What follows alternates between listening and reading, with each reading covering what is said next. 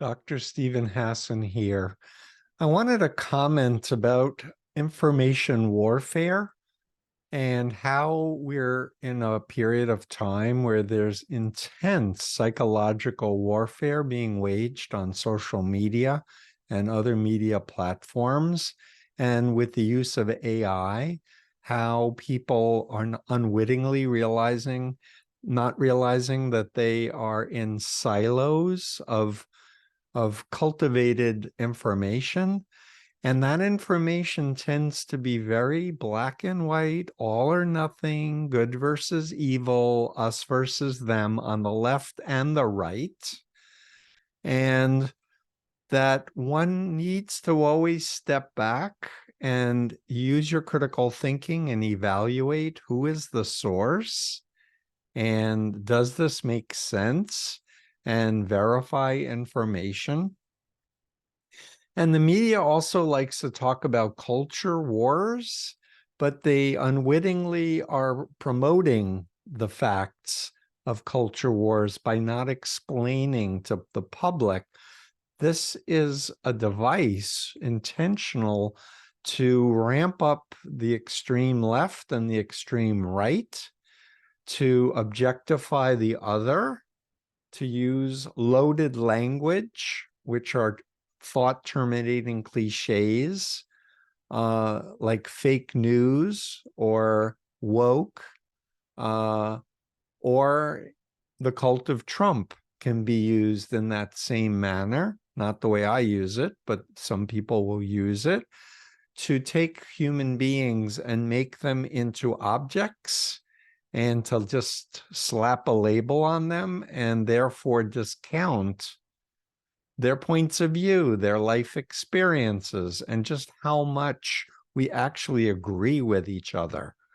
And my work is aimed at freedom of mind, wanting to empower everyone to think for themselves, to make good decisions, to have the freedom to challenge authority figures, challenge politicians, challenge media pundits, and say to yourself, does this make sense?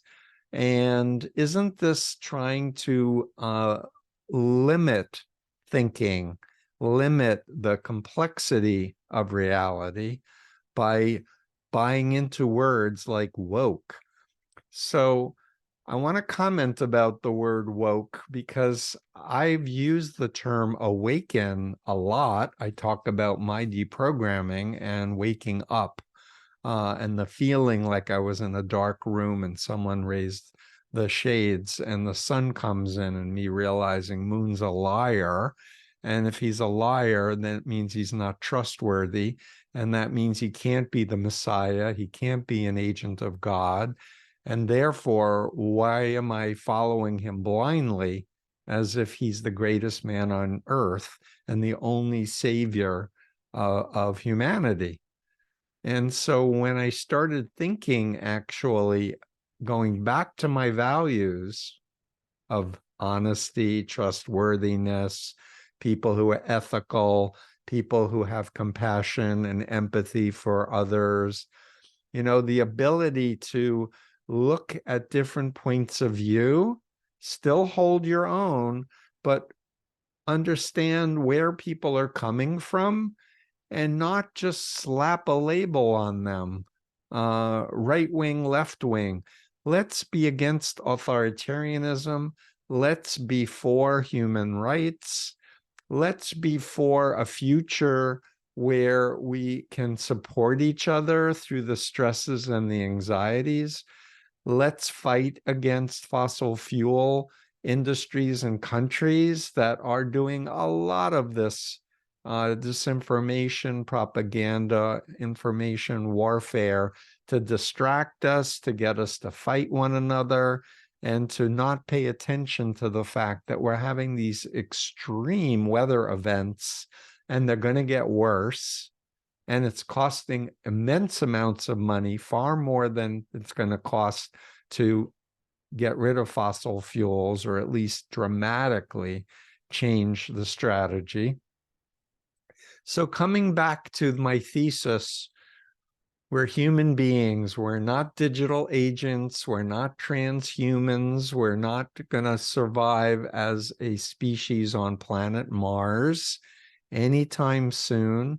We have a precious biosphere, which we call Earth, and we need to figure out how to live together to bring out the best in each other and address our biggest resources, which are humans and their creativity and their brilliance, to lift everyone else up so that we can live together and have a planet that we can survive on, and that for children, for grandchildren, for great grandchildren.